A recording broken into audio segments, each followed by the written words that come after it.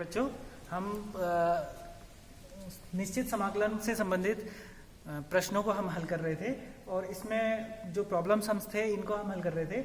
इसी क्रम में हम कुछ उदाहरण ले रहे हैं जो कि आपके एग्जाम के लिहाज से बहुत इंपॉर्टेंट एग्जाम्पल हैं और इस एग्जाम्पल में से एक एग्जाम्पल उदाहरण नंबर 12 है जो आपकी किताब में भी है।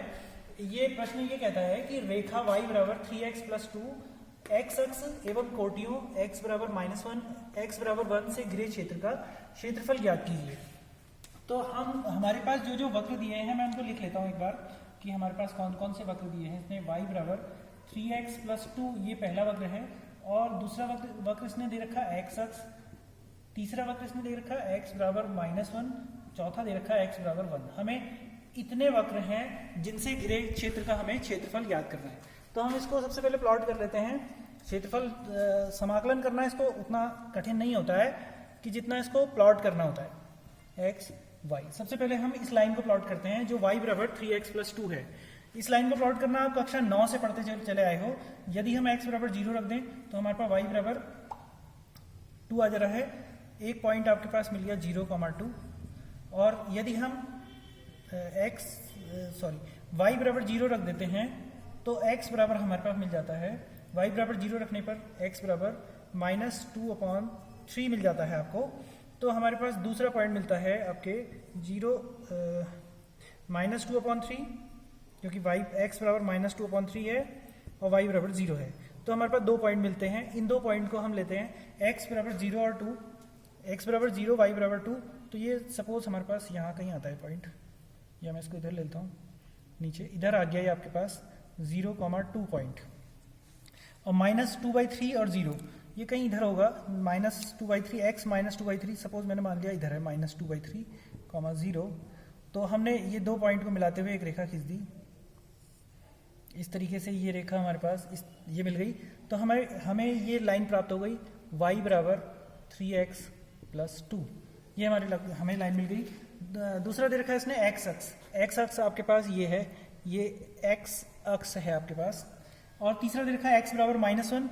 x बराबर -1 आपके पास कहाँ पे को होगा, x बराबर -1, ये -1 जो होगा आपके पास x बराबर, हाँ ये इधर होगा x बराबर -1 सपोज, क्योंकि -2/3 से पीछे होगा x बराबर -1, तो x बराबर -1 इधर होगा आपके पास। और दूसरा दे रखा है इसने x बराबर 1, तो x बराबर 1 भी इतनी डिस्टेंस पर होगा, ये आ गया x बराबर 1। तो इनसे घिरे क्षेत्र का क्षेत्रफल कौन सा हो गया, x अक्ष और ये दो लाइन और ये तीसरी लाइन। तो हमारे पास देख रहे हैं हम ये वाला क्षेत्र भी है हमारे पास और ये वाला क्षेत्र भी है हमारे पास। तो दो तरीके के एरिया है हमारे पास।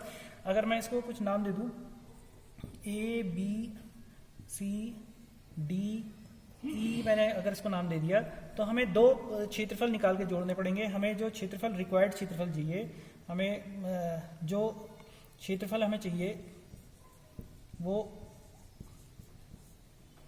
कुल क्षेत्रफल जो हमें निकालना है वो होगा बराबर कौन से वाला, एक तो ये छोटा वाला ट्रायंगल बन रहा है आपके A B त्रिभुज ABC का क्षेत्रफल धन त्रिभुज CDE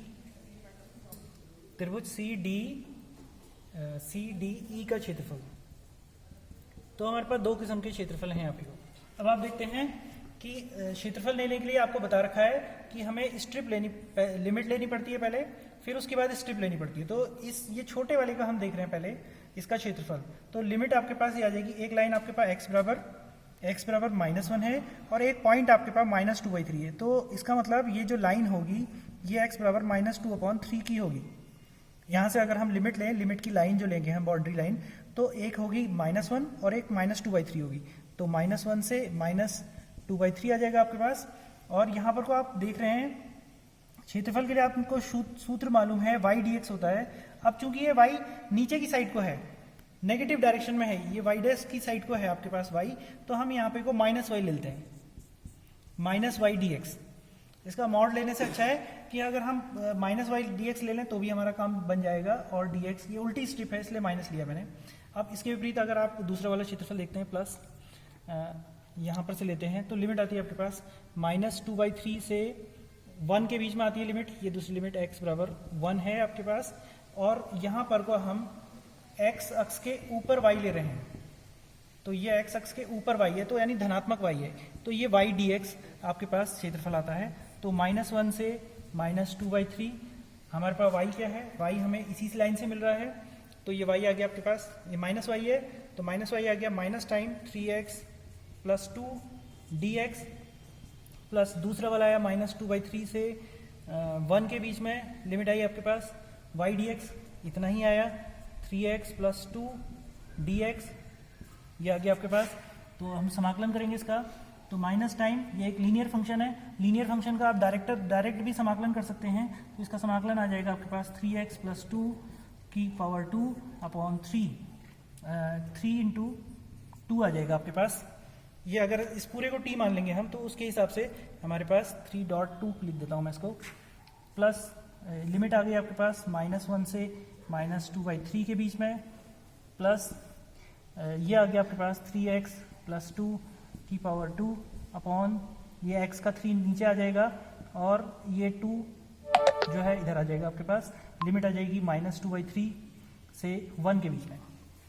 इसे हम कैलकुलेट कर लेंगे, तो ये आ जाएगा आपके पास माइनस चिन्ह हमने बाहर ले लिया, या माइनस को लिख लेते हैं हम, 3.-3 -2/3 + 2